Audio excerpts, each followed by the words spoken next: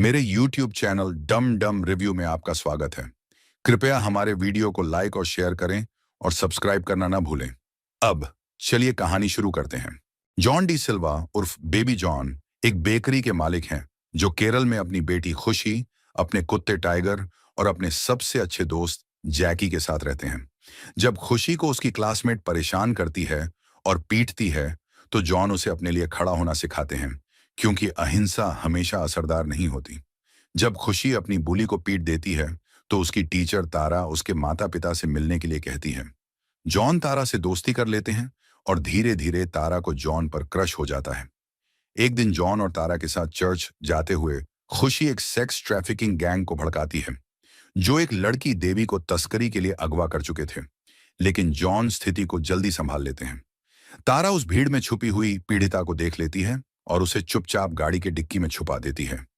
यह बात जॉन और खुशी को पता नहीं होती और फिर वह शिकायत दर्ज कराने पुलिस स्टेशन चली जाती है। जॉन इस बात पर गुस्सा हो जाता है कि तारा खुशी को बिना उसकी इजाजत के पुलिस स्टेशन ले गई। पुलिस अफसर पूछता है कि क्या उसने जॉन को पहले देहरादून में देखा है, और जॉन धारा प्रवाह मलयालम में जवाब देता है कि वह कई पीढ़ियों से केरल में रह रहा है। यह सुनकर तारा चौंक जाती है, क्योंकि पहले जॉन ने उससे कहा था कि वह मलयालम नहीं बोलता। जब जॉन वहां से जाने वाला होता है, पुलिस अफसर पीछे से उसे सत्य कहकर बुलाता है, जिस पर जॉन एक पल के लिए रुक जाता है। तारा यह सब देख लेती है। बाद में पुलिस गैंग को सूचना दे देती है और रात में गैंग जॉन के घर पर खुशी को मारने आ जाती है, जिससे मजबूर होकर जॉन हिंसक हो जाता है और गुंडों को मार देता है। तारा, जो जॉन के पुलिस स्टेशन में व्यवहार को लेकर शक में थी, उसे ऑनलाइन खोजती है। अंततः वह पता लगाती है कि जॉन असल में डीसीपी सत्य वर्मा है और उसी जगह पहुंचती है जहां जॉन गुंडों से लड़ रहा होता है। जैकी, जिसका असली नाम एचसी रामसेवक था और जो सत्य वर्मा का दोस्त था, जान जाता है कि तारा एक गुप्त अफसर है और उसका असली नाम अधीरा वर्मन है। फिर जैकी उसे जॉन का अतीत बताने लगता है। अतीत 6 साल पहले डीसीपी सत्य वर्मा अपनी मां के साथ रहते थे और स्थानीय अपराधियों के लिए एक भय का कारण थे। एक दिन उन्हें एक किशोरी अम्बा के माता पिता से शिकायत मिलती है, जो कई दिनों से लापता थी, जबकि स्थानीय पुलिस ने उसे ढूंढने के लिए कुछ नहीं किया था। सत्य अपनी जांच शुरू करते हैं और पता लगाते हैं कि अश्विन, एक कुख्यात राजनेता, नानाजी उर्फ बब्बर शेर का बिगड़ैल बेटा, और उसके गुंडों ने अम्बा के साथ बलात्कार किया, उसकी टांगें तोड़ी, उसे बार बार चाकू मारा और फिर उसे जलाकर मार डाला।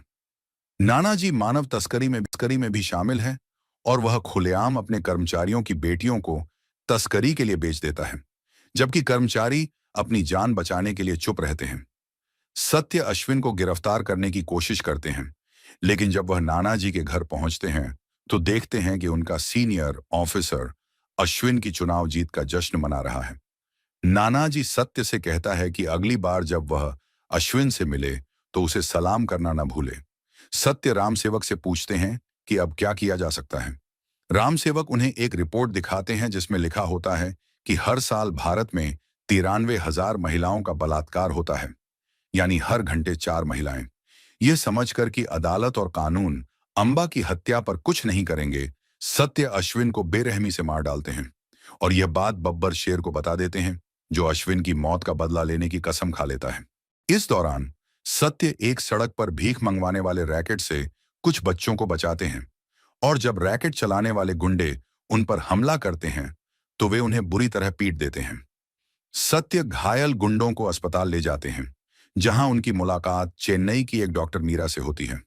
शुरुआत में मीरा सत्य से चिढ़ जाती है, लेकिन जब वह देखती है कि सत्य उन बच्चों की पढ़ाई का खर्च उठा रहे हैं, तो वह उनसे प्रभावित हो जाती है। दोनों एक दूसरे से प्यार करने लगते हैं। बाद में सत्य मीरा के परिवार से मिलने जाते हैं, लेकिन उसी समय बब्बर शेर सत्य को मारने के लिए गुंडे भेजता है। सत्य उन गुंडों को हरा देता है और अश्विन के अंतिम संस्कार के दौरान बब्बर शेर को गिरफ्तार कर लेता है। मीरा सत्य से मिलती है और उसे पुलिस की नौकरी छोड़ने को कहती है, लेकिन सत्य उसे मना लेते हैं कि वह अपना फर्ज निभाना चाहता है। दोनों शादी कर लेते हैं और खुशी खुशी जीवन बिताने लगते हैं। उनकी बेटी खुशी का जन्म होता है। खुशी के जन्मदिन की रात बब्बर शेर, भीमा और इंस्पेक्टर बलदेव पाटिल सत्य के घर में घुस आते हैं, जहां वे मीरा और सत्य की मां माधवी को मार डालते हैं और खुशी को डुबोने की कोशिश करते हैं। मरती हुई मीरा आखिरी बार खुशी को बचाती है और सत्य से वादा करवाती है कि वह पुलिस की नौकरी छोड़कर खुशी के साथ शांतिपूर्ण जीवन बिताएगा। सत्य यह वादा करता है, मीरा को भावुक विदाई देता है और अपनी मौत का नाटक करके खुशी के साथ एक शांत जीवन जीने लगता है। वर्तमान में अधीरा सत्य के दुखद अतीत को जानकर भावुक हो जाती है और सत्य व खुशी की परवाह करने लगती है।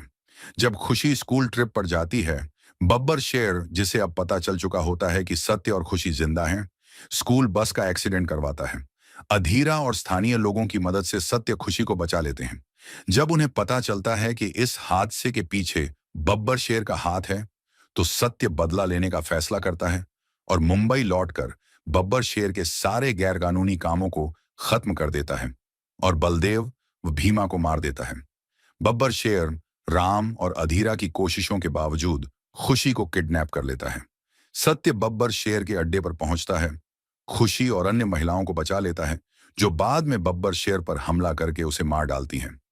2 साल बाद सत्य रॉ का फील्ड एजेंट बन जाता है और अधीरा, जैकी और एजेंट भाईजान के साथ एक मिशन पर निकलता है, जहां वह डीजीपी यशराज मुखर्जी को मार देता है, जिसने पहले बब्बर शेर की मदद की थी।